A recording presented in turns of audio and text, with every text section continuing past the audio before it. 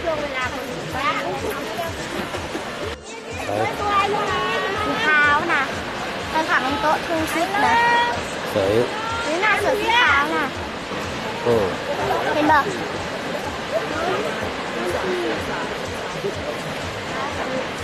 มันได้คนนะอยู่ต้นพุทธเป็นขั้นสี่นะคือเด็กเรื่อยๆจะถึงฐานที่สองเรื่อยแม่ละ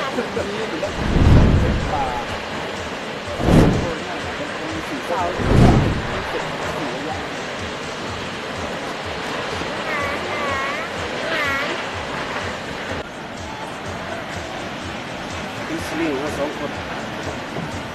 อิสลิง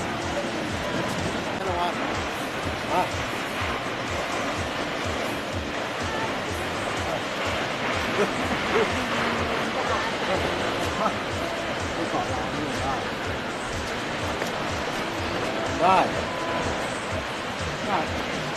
เดี๋ยวไปถ่ายป้ายสิ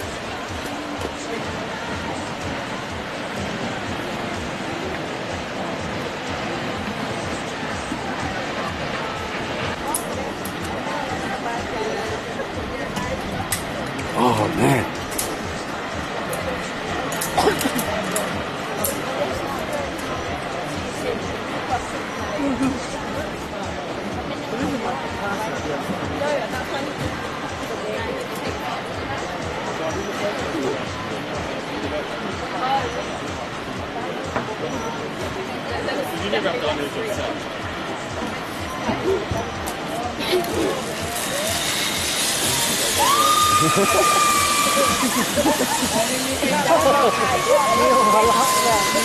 กล้องเลยล่ะ